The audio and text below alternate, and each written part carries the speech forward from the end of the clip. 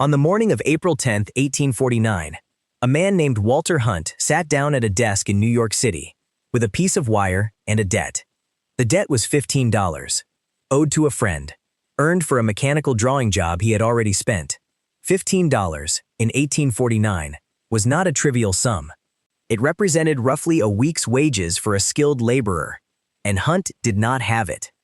What he had was wire, and time, and a mind that his contemporaries described, with consistent admiration and consistent frustration, as incapable of leaving a mechanical problem alone once it had presented itself.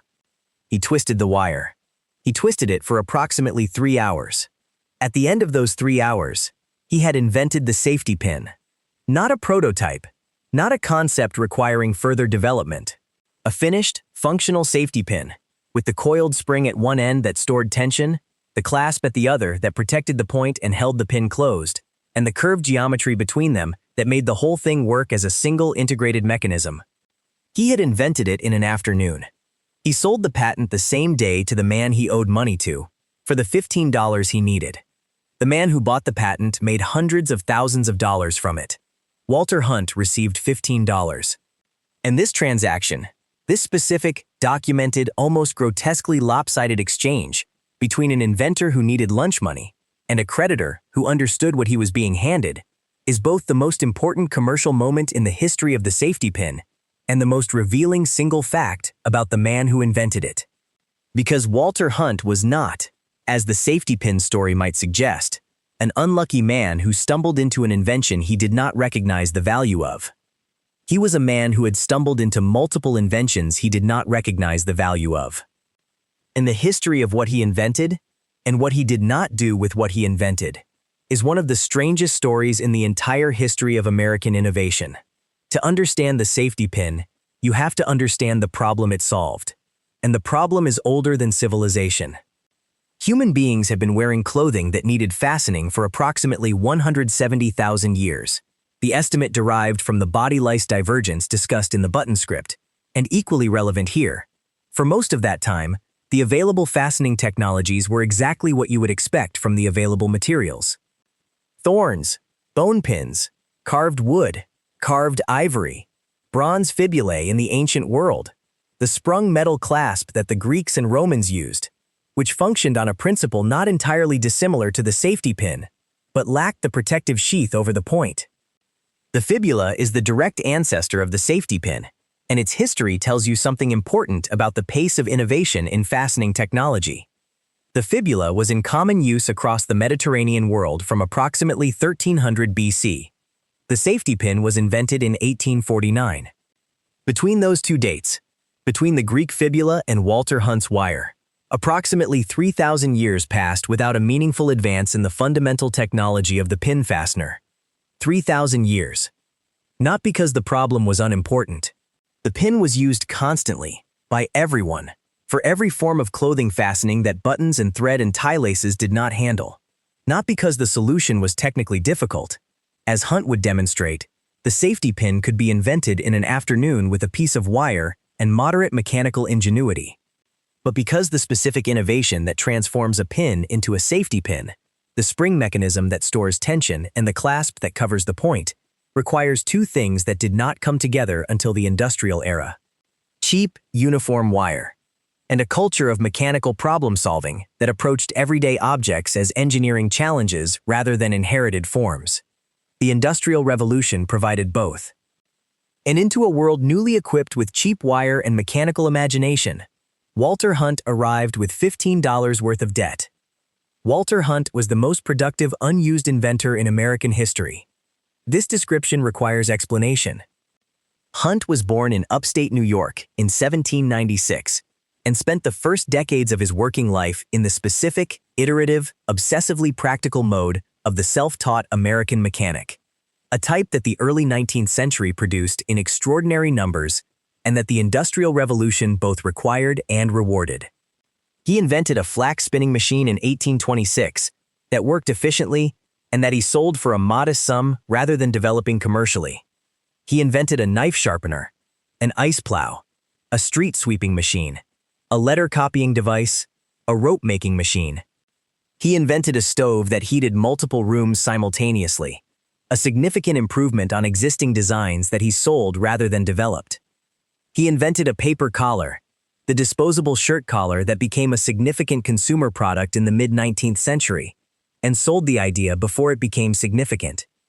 He invented a velocipede, an early bicycle-like device that he did not pursue. And in 1833, 16 years before the Colt revolver made the repeating firearm commercially viable, 14 years before any comparable device reached the market, Walter Hunt invented a repeating rifle. A functional, mechanically sound, multi-shot repeating firearm at a moment when the single-shot muzzleloader was the state of the art. He did not patent it. He later said he worried that a weapon capable of firing multiple shots without reloading would make warfare too lethal. The man who worried that a repeating rifle would make warfare too lethal sold the safety pin patent for $15 because he needed to pay a debt. These two facts, held together, constitute a portrait of a mind that history has never quite found the right category for. The patent that Hunt sold on April 10, 1849 was purchased by a businessman named W.R. Grace, later the founder of what would become W.R. Grace & Company, one of the largest chemical corporations of the 20th century. Grace understood what Hunt had not calculated. The safety pin was not a single product. It was a category. The specific mechanical insight that Hunt had produced in 3 hours, the integration of spring, clasp, and point into a single stamped wire form, was applicable across an enormous range of sizes, materials, and functions. Small safety pins for infant clothing, large ones for drapery and upholstery, heavy ones for securing bandages, decorative ones in silver and gold for fashion applications. Each size required its own tooling. Each application created its own market. The patent covered all of them. Grace licensed the patent to manufacturers and collected royalties on every safety pin produced in the United States for the duration of the patent.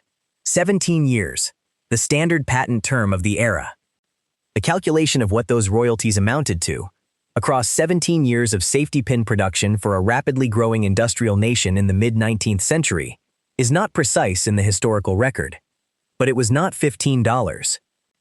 Hunt lived until 1859, 10 years after selling the patent, 10 years during which he presumably watched the safety pin become a ubiquitous product, while receiving nothing further from its commercial success. He continued inventing. He invented an early version of the sewing machine in the 1830s, predating Elias Howe's 1846 patent by more than a decade, and did not patent it, reportedly out of concern for the impact on seamstresses' employment. The man who did not patent the sewing machine because he worried about seamstresses' jobs sold the safety pin for $15 because he needed to pay a debt. Walter Hunt is not a story about stupidity, or naivety, or failure to recognize value. He is a story about the specific, recurring, structurally determined mismatch between the people who create things and the people who profit from them. A mismatch so consistent in the history of invention that it constitutes a pattern rather than a series of individual misfortunes. The safety pin that Hunt invented in 1849 was not the first pin to incorporate a protective sheath over the point. That distinction belongs to the fibula, the ancient Mediterranean fastener whose spring and clasp mechanism predates Hunt's invention by 3,000 years. The fibula appeared in the archaeological record of the Bronze Age Aegean around 1300 BC and spread across the Mediterranean world with a speed that reflected its immediate practical utility. Greek warriors wore them to fasten their cloaks. Roman soldiers wore them on their military dress. They appear in the burial goods of Celtic chieftains across northern Europe, in the grave goods of Viking burials in Scandinavia, in the archaeological record of every culture that encountered them and recognized the practical advantage of a pin that covered its own point. The fibula was not identical to the safety pin. It lacked the coiled spring mechanism that stores tension in Hunt's design. The fibula used the elasticity of the bent metal itself as its spring, which limited the range of gauges and materials from which it could be made. But it functioned on the same principle: spring, point, protective clasp. The 3,000-year gap between the fibula and the safety pin is not a gap in the problem or the principle. It is a gap in materials and manufacturing. The fibula required thick wire or cast metal. The spring force had to come from the material's own resistance, which required a gauge that made the resulting pin heavy and expensive. For everyday use by ordinary people, the fibula was functional but not ideal. Hunt's safety pin worked because 19th century wire drawing had produced thin, uniform high-tensile steel wire cheap enough to stamp into a finished pin at a cost of fractions of a penny per unit. The coiled spring at the base of Hunt's design stored tension far more efficiently than the bent metal of the fibula, allowing the pin to be made from much thinner wire while maintaining the spring force needed to hold the clasp closed. The invention was available whenever the material was. The material became available in 1849. Hunt happened to be sitting at his desk with a piece of it. The safety pin's adoption was neither controversial nor slow. Unlike the thermometer, the telescope, the phonograph, and the balloon, the technologies in this series that arrived in worlds whose frameworks were not prepared for them, the safety pin arrived in a world that had been waiting for exactly what it was. A pin that did not stab you. A pin that stayed closed. A pin that a mother could use on an infant's clothing without the reasonable fear that the exposed point would work its way through the fabric and into the child. These were not abstract benefits. They were immediate, visceral, and universally appreciated by anyone who had ever dealt with a straight pin in the context of clothing a small child, fastening a bandage, or securing drapery. The safety pin required no explanation, no demonstration, no theological reconciliation, and no adjustment to any existing framework for understanding the world. It required only a recognition of the problem it solved, a recognition available to anyone who had ever been stabbed by a straight pin, and the immediate understanding that the problem was now solved. It spread accordingly. By 1860, 11 years after Hunt's patent, safety pins were manufactured in quantities sufficient to make them a standard household item in the United States and across Europe. By 1880, they were being produced by specialized machinery at rates of millions per hour. The pin that Hunt invented in 3 hours became, within a generation, one of the most manufactured objects on Earth. The uses to which the safety pin has been put across its history constitute a remarkably complete survey of human practical ingenuity, applied to the problem of fastening things together when other options are unavailable. The diaper, the most famous safety pin application, and the one that dominated the pin's popular identity from roughly 1870 to 1970, the period during which cloth diapers required fastening, and the safety pin was the optimal tool for the job. The disposable diaper, mass-marketed from the 1960s onward, eventually displaced the cloth diaper across most of the industrialized world and reduced the safety pin's daily call rate in households with infants by approximately 100%. The military uniform.